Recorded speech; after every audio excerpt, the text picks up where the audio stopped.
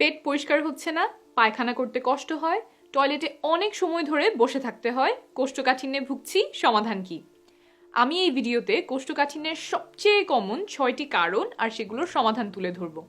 প্রত্যেকটা কারণ সহজ ভাষায় বুঝিয়ে বলবো, যাতে আপনার পেটে কি হচ্ছে পুরোটাই বুঝতে পারেন আর সমাধান মেনে চলতে সুবিধা হয়। শুরু করছি। 1 নম্বর কারণ, খাদ্যে যথেষ্ট পরিমাণ ফাইবার বা আঁশ না থাকা। পেট পরিষ্কার হওয়ার জন্য খাবারে আঁশ থাকা কেন খুব গুরুত্বপূর্ণ সেটা একটু বুঝিয়ে বলি। আমাদের পেটের ভেতরে থাকা নাড়িভুঁড়ি যেখানে পায়খানা তৈরি হয় এবং জমা থাকে, সেখানে আঁশ বা ফাইবার অনেকটা স্পঞ্জের মতো কাজ করে। অর্থাৎ আঁশ পানি শোষণ ও ধারণ করার মাধ্যমে পায়খানায় পানি ধরে রাখতে সাহায্য করে।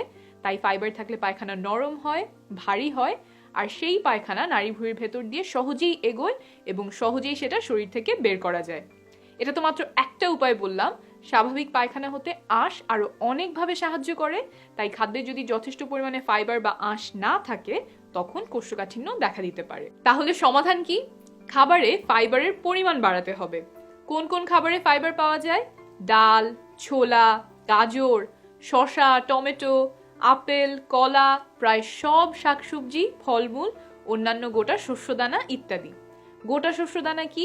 লাল চাল, লাল আটা, এগুলো। চাল যখন লাল থেকে সাদা করা হয় তখন ফাইবারের পরিমাণও কমে যায়। আটার জন্য একই কথা প্রযোজ্য। কোন কোন খাবারে পাওয়া যায় তা তো জানলাম, কিন্তু প্রতিদিনের খাদ্যাভ্যাসে কি কি পরিবর্তন আনলে ফাইবারের পরিমাণ বাড়বে? 7টা উপায় বলবো। 1, আমরা প্রায় সবাই রুটি কিংবা ভাত খাই। এই ক্ষেত্রে যদি আমরা লাল আটা বা লাল চাল ব্যবহার করি, তাহলে আমাদের খাবারে ফাইবারের পরিমাণ অনেক বেড়ে যাবে। 2, ভাত বা রুটির সাথে ডাল খেতে পারেন, ডালে ভালো পরিমাণ ফাইবার আছে। 3, প্রতিবার খাওয়ার সময় খেয়াল রাখবেন আপনার প্লেটে সবজি কি আছে। প্রতিবেলায় যদি সবজি খেতে পারেন তাহলেও অনেক ফাইবার পেটে যাবে। 4, সবজির তরকারি না খেতে চাইলে বা সবজি রান্না করা না হলে আরেকটা উপায় আছে। শসা, গাজর, টমেটো কেটে সালাদ বানিয়ে ফেলতে পারেন। প্লেটের একপাশে ভালো পরিমাণে সালাদ নিয়ে খাওয়া শেষ করলে সেখান থেকেও অনেক ফাইবার পাওয়া যাবে। 5, নাস্তা খাওয়ার সময় একটা ফল যেমন কলা, আপেল বা নাশপাতি খেতে পারেন। অল্প করে বাদাম খেতে পারেন, সাথে ওটসও খেতে পারেন যদি ভালো লাগে, বুট বা ছোলাও খেতে পারেন। 6, যেসব ফল আর শাকসবজি খোসা সহ খাওয়া যায় সেগুলো খোসা সহই খাওয়ার চেষ্টা করবেন, যেমন আপেল, টমেটো, খোসা সহ আলু, কারণ খোসাতে ফাইবার থাকে।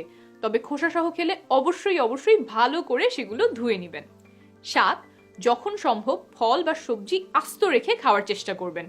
ব্লেন্ড করলে, জুস বানালে বা ভর্তা বানালে আঁশ কমে যায়। তবে খাবারে ফাইবার বাড়ানোর ক্ষেত্রে 2টা জিনিস মাথায় রাখা খুব গুরুত্বপূর্ণ। প্রথমত, হঠাৎ করে খাবারে ফাইবারের পরিমাণ বাড়ালে অনেকের বায়ুর সমস্যা দেখা দেয় বা পেট ফাঁপা লাগতে পারে।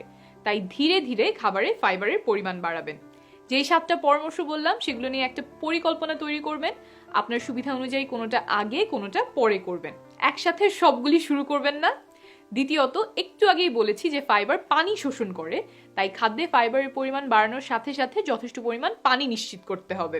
এই পানি নিয়েই আমার দ্বিতীয় পরামর্শ। কোষ্ঠকাঠিন্যের 2 নম্বর কারণ, যথেষ্ট পরিমাণে পানি না খাওয়া। পায়খানা নরম করতে হলে শরীরের পানি প্রয়োজন হয়। আবার পায়খানা যাতে আমাদের বৃহদন্ত্রে অর্থাৎ পেটের নাড়িভুঁড়িতে সহজে চলাচল করতে পারে, কোথাও আটকে না থাকে, তার জন্যও প্রয়োজন পানি। তাই আপনি যদি যথেষ্ট পরিমাণ পানি না খান, তাহলে পায়খানা নরম না হয়ে শক্ত হওয়া আর কোষ্ঠকাঠিন্য হওয়ার সম্ভাবনা বাড়ে। সমাধান কি? দিনে অন্তত 2 লিটার পানি পান করতে হবে। শরীর সেই পানি ব্যবহার করে কোষ্ঠকাঠিন্য দূর করবে।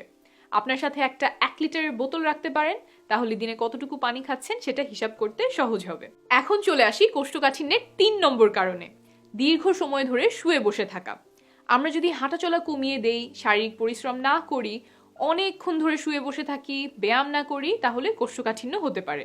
শরীর চর্চা করলে আমাদের বৃহদন্ত্র অর্থাৎ পেটের ভেতরে থাকা নাড়িভুঁড়ি সচল হয় এবং স্বাভাবিক পায়খানা হতে সাহায্য করে। আমরা যত বেশি বাসা থেকে কাজ করব, বাসা থেকে অনলাইন ক্লাস করব, অফিসে বা ইউনিভার্সিটিতে যাওয়া আসা কম হবে, ততই আমাদের হাঁটাচলা কমে যাওয়ার সম্ভাবনা থাকে।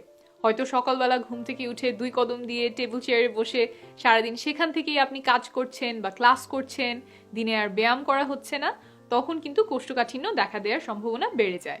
কি করতে পারেন? প্রতিদিন কিছু সময় হাঁটাহাঁটি করা, ব্যায়াম করা বা দৌড়ানোর অভ্যাস গড়ে তুলুন। একদম কিছু না করার চেয়ে অল্প কিছু করাও শ্রেয়। আজকে থেকেই শুরু করতে পারেন। ধরেন চিন্তা করলেন প্রতিদিন 10 মিনিট বা 15 মিনিট দ্রুত হাঁটবেন, তারপর আস্তে আস্তে সময়টা আপনি বাড়াবেন। আর একটানা অনেকক্ষণ ধরে শুয়ে বা বসে থাকবেন না, একটু উঠে হালকা ব্যায়াম বা হাঁটাহাঁটি করে নেবেন। কতক্ষণ ব্যায়াম করতে হবে? আপনার বয়স যদি 19 থেকে 64 এর মধ্যে হয় তাহলে আপনার লক্ষ্য থাকবে সপ্তাহে অন্তত 2.5 ঘন্টা মাঝারি ধরনের ব্যায়াম করা। মাঝারি ধরনের ব্যায়ামগুলো হলো দ্রুত হাঁটা, সাইকেল চালানো ইত্যাদি। যদি তার চেয়ে বেশি খাটুনির ব্যায়াম করেন, যেমন দৌড় দেয়া, ফুটবল খেলা, দড়ি লাফানো, তাহলে আপনার লক্ষ্য হবে সেগুলো সপ্তাহে অন্তত 1.5 ঘন্টা করে করা, অর্থাৎ সপ্তাহে 75 মিনিট। 4 নম্বর কারণ, পায়খানার চাপ আসলে টয়লেটে না যেয়ে তা প্রায়শই চেপে রাখা। পায়খানা না করে আটকে রাখলে দিন দিন শরীর সেটা থেকে পানি শুষে নেয়, ফলে পায়খানা ক্রমেই শক্ত হতে থাকে, সেটা শরীর থেকে বের করা খুবই যন্ত্রণাদায়ক হয়। কি করবেন? পায়খানার চাপ আসলে বেশি দেরি করবেন না, বাথরুমে চলে যাবেন। যাদের কোষ্ঠকাঠিন্য রোগ আছে তাদের জন্য আমরা প্যানে যেভাবে বসি সেই দেহভঙ্গিটা পায়খানা করার জন্য সবচেয়ে ভালো। তাই যদি সম্ভব হয় কমোডে না বসে প্যান ব্যবহার করার চেষ্টা করবেন। কমোড হচ্ছে এইটা আর প্যান হচ্ছে এইটা। তবে বাসায় যদি প্যান না থাকে বা কমোড ব্যবহার করতেই হয় তাহলে যেটা করতে পারেন সেটা হলো পায়ের নিচে ছোট্ট টুল দিয়ে পা উঁচু করতে পারেন, হাঁটু দুটো কোমরের ওপরে তোলার চেষ্টা করবেন, সেটা দেখতে এমন হবে। 5 নম্বর কারণ, মানসিক চাপ, উদ্বিগ্নতা ও বিষণ্ণতা। আপনি যদি অনেক মানসিক চাপে থাকেন বা উদ্বিগ্নতা কিংবা বিষণ্ণতায় ভোগেন তাহলে কোষ্ঠকাঠিন্য দেখা দিতে পারে। কি করতে পারেন? মানসিক প্রশান্তি আনে এমন কিছু কাজ করার চেষ্টা করবেন, সেটা হতে পারে আপনজনের সাথে সময় কাটানো। আর যদি আপনি বিষণ্ণতা বা ডিপ্রেশন অথবা উদ্বিগ্নতা বা অ্যাংজাইটি রোগে ভুগে থাকেন তাহলে সেই রোগের চিকিৎসা নেবেন। আপনার মানসিক অবস্থার উন্নতির সাথে সাথে কোষ্ঠকাঠিন্য আস্তে আস্তে সেরে উঠবে। 6 নম্বর কারণ, কিছু ওষুধ। নির্দিষ্ট কিছু ওষুধের পার্শ্ব প্রতিক্রিয়া হিসেবে কোষ্ঠকাঠিন্য হতে পারে, যেমন ট্রামাডল বা ওপিয়েট জাতীয় ব্যথার ওষুধ, আইবুপ্রোফেন, আয়রন বা ক্যালসিয়াম সাপ্লিমেন্ট ইত্যাদি। 5টার বেশি ওষুধ খেলেও কোষ্ঠকাঠিন্য হওয়ার সম্ভাবনা বাড়ে। সমাধান কি? নতুন ওষুধ শুরু করার পরে যদি মনে হয় কোষ্ঠকাঠিন্যের সমস্যা বেড়ে গেছে, আপনার ডাক্তারকে জানান, তিনি ওষুধ বদলে দিতে পারেন বা কোষ্ঠকাঠিন্যের চিকিৎসার জন্য আলাদা ওষুধ দিতে পারেন। আর ওষুধ যদি এমন হয় যে আপনাকে সারা জীবন খেতেই হবে তাহলে আগে যে উপায়গুলো বললাম সেই উপায়ে কোষ্ঠকাঠিন্য দূরে রাখার চেষ্টা করবেন।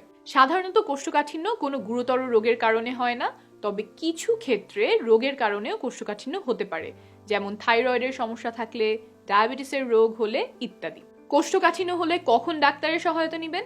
যদি ঘরোয়া উপায়ে সমাধান না হয়, যদি দীর্ঘদিন যাবৎ নিয়মিত কোষ্ঠকাঠিন্য রোগে ভোগেন বা পেট ফাঁপা লাগে, অনেক দিন কোষ্ঠকাঠিন্য থাকার পর যদি ডায়রিয়া শুরু হয়, যদি পায়খানার সাথে রক্ত যায় বা পায়খানা কালো হয়, পায়খানার রাস্তায় যদি ব্যথা হয়, কোষ্ঠকাঠিন্যের সাথে যদি পেট ব্যথা হয় বা জ্বর আসে, যদি সারাক্ষণ ক্লান্ত লাগতে থাকে, যদি ওজন অনেক কমে যায় কোনো কারণ ছাড়াই বা কোনো চেষ্টা ছাড়াই, যদি রক্তশূন্যতায় ভোগেন, এসব লক্ষণ দেখা দিলে দেরি না করে একজন ডাক্তারের সহায়তা নেবেন।